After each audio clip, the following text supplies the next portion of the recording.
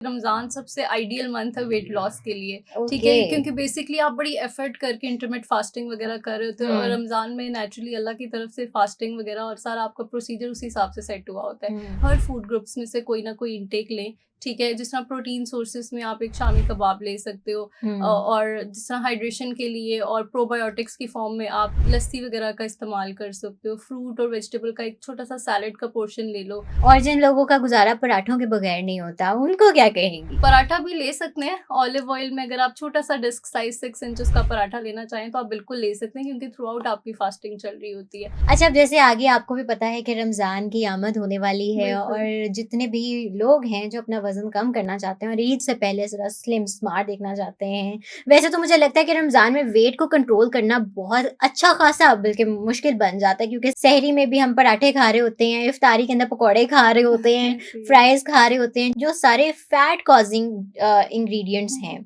तो मैं आपसे जानना चाहूँगी कि जो लोग अपना वज़न कम करना चाह रहे हैं या उसको मेंटेन रखना चाह रहे हैं, तो वो सहरी में ऐसी कौन-सी चीज़ों का इस्तेमाल करें जिससे वो मोटापे का शिकार ना हों? अच्छा, यहाँ पे आपने एक बात की कि रमज़ान में वेट लॉस बड़ा मुश्किल है क्योंकि अनहेल्दी प्रैक्टिसेज़ हैं हुँ, पाकिस्तान में, हुँ। लेकिन आई वुड सजेस्ट कि रमज़ान सबसे आइडियल मंथ है वेट लॉस के लिए, ठीक ओके। है? क्योंकि बेसिकली आप बड़ी एफर्ट करके इंटरमिटेंट फास्टिंग वगैरह कर रहे होते हो और हुँ, रमज़ान में नेचुरली अल्लाह की तरफ से फास्टिंग वगैरह और सारा आपका प्रोसीजर उसी हिसाब से सेट हुआ होता है। हुँ। तो ज़रा-सा अपना अपना अगर आप डाइटरी इनटेक एडजस्ट कर लेंगे ना, तो that is an ideal month. मेरा ख़्याल है कि वो ही करना मुश्किल होता है बिल्कुल घर ऐसे ही वालों के है, साथ बैठ बिल्कुल के। ऐसे ही है। अच्छा, सहरी की जहाँ तक आपने बात की ना, तो आई वुड सजेस्ट कि आप हर फूड ग्रुप्स में से कोई ना कोई इंटेक लें, ठीक है? जिस तरह प्रोटीन सोर्सेज़ में आप एक शामी कबाब ले सकते हो हुँ, और जिस तरह हाइड्रेशन के लिए और प्रोबायोटिक्स की फॉर्म में आप लस्सी वगैरह का इस्तेमाल कर सकते हो। फ्रूट और वेजिटेबल का एक छोटा-सा सैलेड का पोर्शन ले लो। हुँ। अगर आपको सैलेड से ब्लॉटिंग वगैरह हो रही है, तो आप वैसे भी एक नेचुरल फ्रूट ले सकते हो।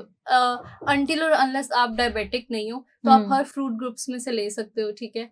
और अगर तो आप डायबिटिक हो तो फिर जो हाई फ्रुक्टोज़ कंटेनिंग फ्रूट्स हैं वो थोड़े-से आपने अवॉइड करने हैं, ग्लाइसेमिक इंडेक्स के हिसाब से एडजस्ट करने हैं, ठीक राइट। है? और अपना हाइड्रेशन स्टेटस मेंटेन करें और बाकी थोड़ा-सा फास्टिंग में भी आई गेस डिफरेंस होता है। पाकिस्तान में जो आपके फास्टिंग आवर्स हैं वो इतने ज़्यादा नहीं है हुँ। एज़ कम्पेयर टू अगर आप किसी बाहर अदर कंट्रीज़ से बिलॉन्ग करते हैं, तो आपके फास्टिंग आवर्स भी उसी हिसाब से लंबे हो जाते हैं। तो उस हिसाब से आपने अपना न्यूट्रिएंट इंटेक एडजस्ट करना है। लेकिन बहुत ज़्यादा हाई कैलोरी डाइट की ज़रूरत नहीं होती, ना तो सहरी हुँ। में और ना ही इफ्तारी में। राइट, तो अगर एक जेनेरिक सा मैं डाइट प्लान आपसे चाहूँ कि हुँ, एक हुँ। डाइट प्लान हमसे शेयर कर दें ताकि वो लोग जो अपने वेट को मेंटेन करना चाहें या वेट रिड्यूस करना चाहें वो इसका इस्तेमाल करें तो उनका ना वज़न बढ़े बल्कि वो कम ही रहे। अच्छा, ये आप मुझसे रमज़ान की जी, स्पेसिफिकली पूछ रही हैं। बिल्कुल, ठीक सहरी है, के टाइम। सहरी के टाइम हुँ, सहरी के टाइम सिंपल सा एक ईज़ी सी टिप शेयर करूँगी। प्रोटीन सोर्सेज़ जैसे मैंने बताया, एक छोटा-सा शामी कबाब ले लें, ठीक हुँ, है? 1 गिलास लस्सी का ले लें, उसके साथ एक फ्रूट की सर्विंग एप्पल वगैरह ले लें। एप्पल को आप सैलेड के साथ मिक्स करके भी ले सकते हैं, एप्पल हुँ। कैबेज सैलेड वगैरह की फॉर्म में। उससे ये होगा कि फाइबर भी चला जाएगा और थोड़ी-सी फुलफिलिंग फीलिंग भी आ जाएगी। तो जनरली ये सेफ़ है एक वेट मैनेजमेंट के हिसाब से अगर आप सहरी में इसका इंटेक कर रहे हो तो।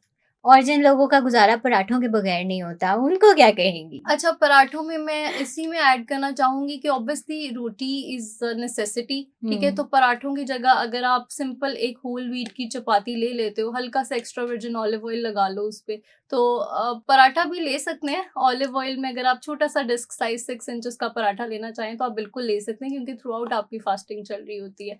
It all depends of calorie count कि आपका साइज़ क्या है, आपकी सर्विंग क्वांटिटी कितनी है। तो उसमें अगर आप छोटे साइज़ का एक पराठा ले लेते हैं पूरे दिन हुँ। में, तो I think it's not a big deal, you can have it. Right, तो ये तो बहुत एक ईज़ी सी टिप है जो आप लोग आपने हमारे साथ शेयर की है।